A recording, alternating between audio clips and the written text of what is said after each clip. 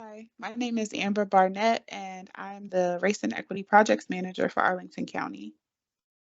And I'm Elizabeth Matlock. I'm assistant to the deputy for Arlington County.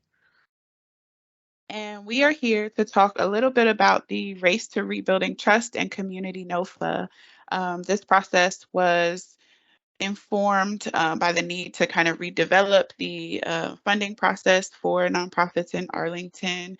And so just to give you a little background, we convened a group of community leaders made up of our BIPOC community leaders and representatives, several county staff, and subject matter experts, including the United Way team.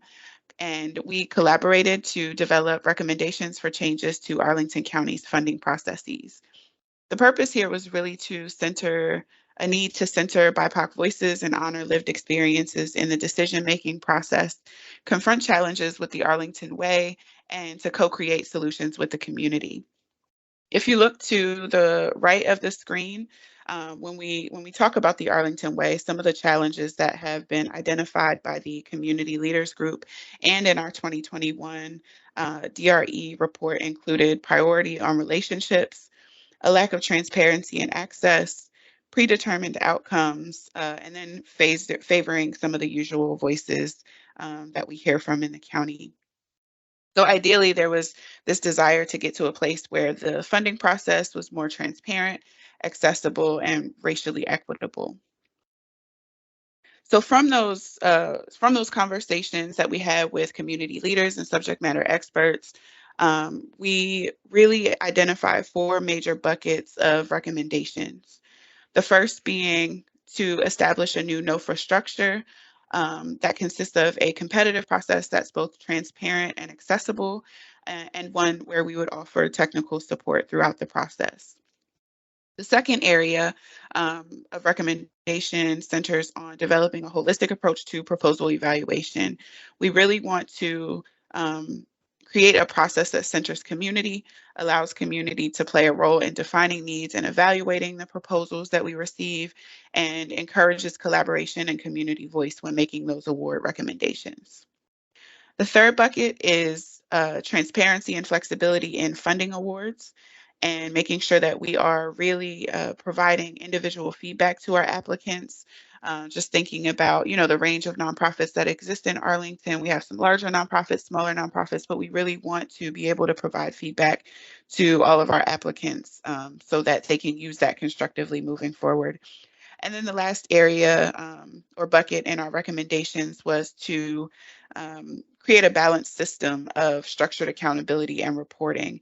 And this is one that should provide responsive and supportive oversight and an accountability process that holds both the county and our nonprofits accountable. In addition to some of those recommendations that we received, we use those recommendations to really inform a set of values that we used as to ground and guide this process. The first of those values being community-centeredness. We want to make sure that our community members have a voice in evaluating proposals. As I mentioned, these recommendations were informed by trusted community leaders, and we really want to focus our attention on maximizing the positive community impact. Our second value being equity. Um, Again, we really want to create an opportunity for those who have not historically had access to government funding to be able to compete in this process. And we wanted to make sure that we provide greater access and support for all of our applicants and really make sure that um, we focus our efforts on root causes and positive impact and using our community organizations to guide that process.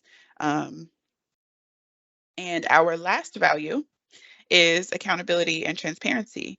We want this process to be clear and transparent. We want, again, our decisions to be informed by community voice, and we want accountability and transparency that works both ways. And so to start out with the first recommendation from the community leaders group, we looked at the NOFA structure, what the application would look like and what the process would be structured like. So the NOFA application sections will be will include, but are not limited to, a description of the population that your program intends to serve, a program description, which will include a program logic model, as well as a budget narrative, evaluation, how you're going to evaluate the effectiveness of your program, how your program plans to advance equity, and then an appendix, which will include a guide, a helpful resource guide, and examples of things that we're looking for, so that hopefully you will feel supported as you complete your application. In addition to answering all of these questions sections, all applicants will also be asked to submit the following documents, which include, if available, which include the most recent annual report, your most recent annual budget, the most recent audit, a 501c3 designation letter, and an IRS Federal Form 990. We do recognize that some smaller organizations may not have some of these documents, so we will work with you. As far as a few extra notes about this application process, the application form will be translated into 5 languages.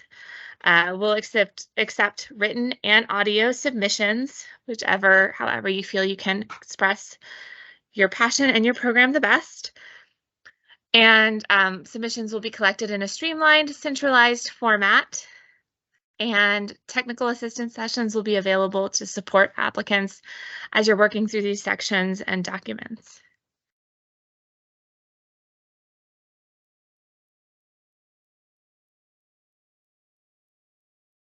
Looking at the technical support a little more in depth, we're starting out with the NOFA information sessions with the community. That's what we had just recently.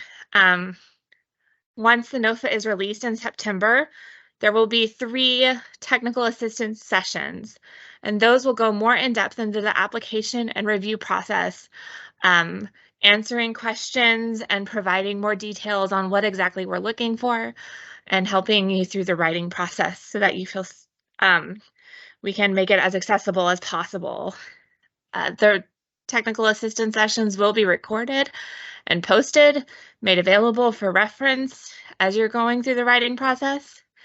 And we'll also be taking down the FAQs and posting those for everyone to review. And again, the idea is that we're going to be as transparent and accessible as possible with this process.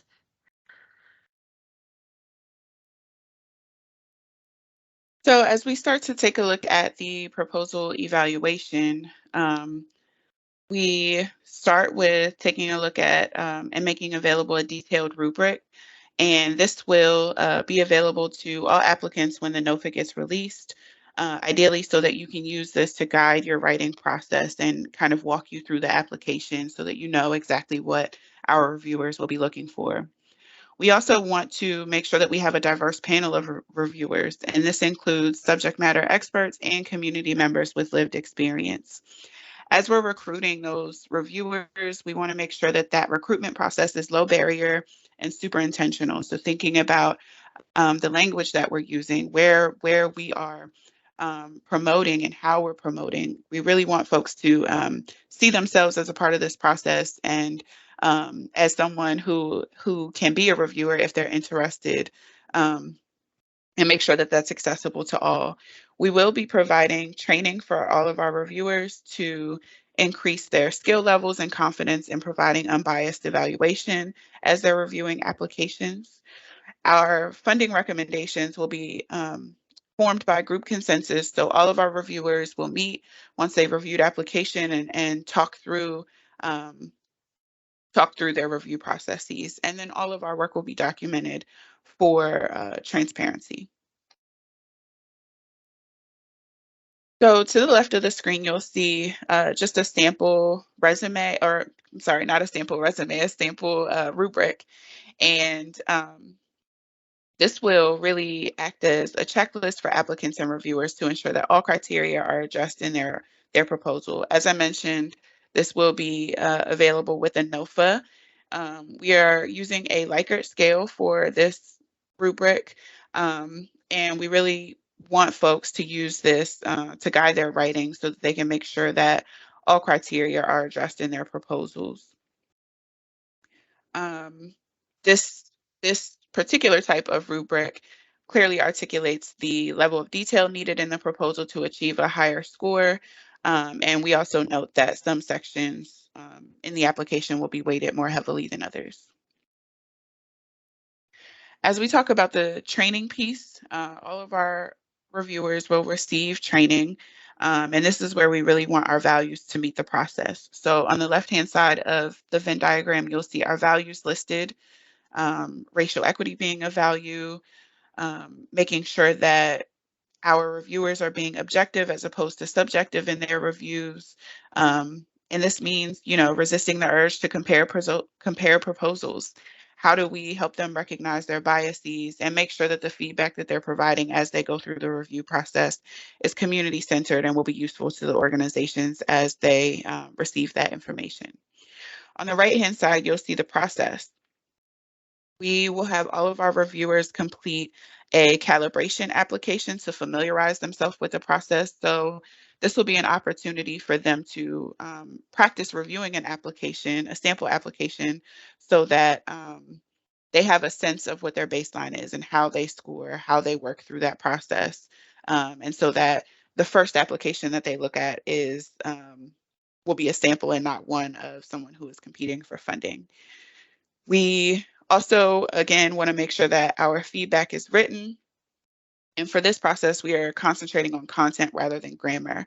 So we really, again, want to understand, how organizations are meeting community needs, and really focusing on the content of the services that are being presented in their proposals. And so, organizations may receive feedback on grammar, mechanics, in the constructive feedback that we talked about on that left-hand side and really being a value. And then we really want all of our reviewers to read and or listen, score and comment each of the sections one at a time so that they're not jumping around through the application. They're really doing that in chronological order.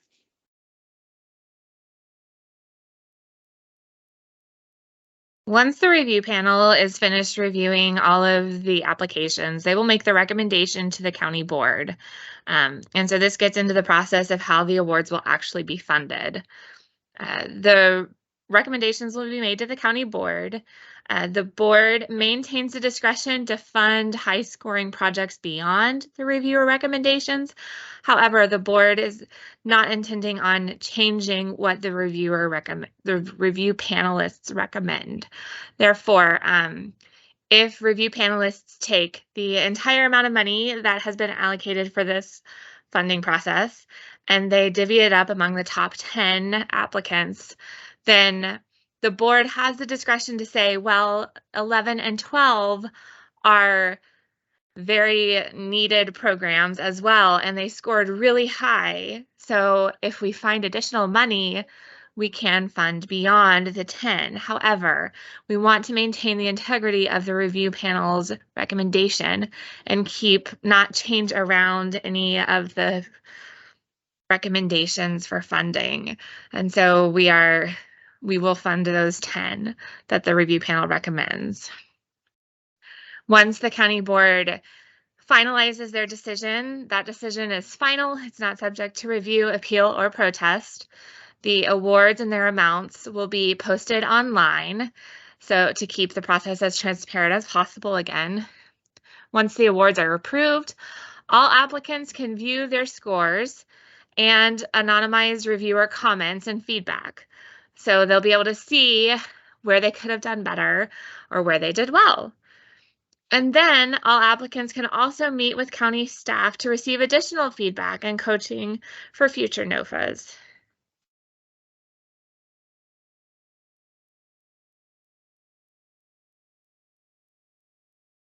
And then looking at our accountability processes around reporting specifically, we want our awardees to provide written progress reports, including relevant data and narrative around the work that they're doing. And also note that this may include site visits from county staff. In terms of support, we will be providing technical assistance throughout the application process and following up with grantees who may be experiencing challenges, maybe with implementation of their program, or with, progress reports, things like that. And then the last piece is the process review. So we really want to make sure that we're engaging the community for feedback on the process and making sure that we're efficient at meeting the needs of our community and using that information to inform adjustments in years to come.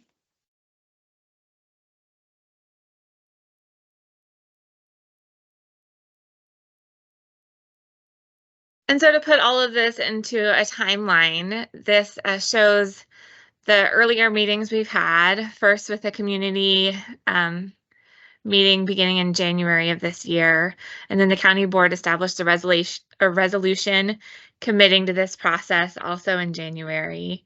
A base level of funding was approved in the spring of 2023. And then we had a community information session just earlier this week. The NOFA is scheduled to be released in September of 2023. And then throughout the fall, we'll have technical assistance sessions as referenced. During that same time frame, we'll be recruiting reviewers and training them so that they will be ready to review the applications as soon as they come in. The applications will be due in December of 2023 before the holidays, and then early winter 2024. The review panelists will review the applications and come together and meet and form their recommendations. The recommendations will be made in later winter 2024 and awarded by the board. And throughout the spring, we'll be working with nonprofits who have been awarded funding to develop work plans and grant agreements. And we'll also be offering all applicants the opportunity to receive feedback and any coaching or extra help as they look at their feedback. And then funding will be distributed in summer 2024, the beginning of fiscal year 2025.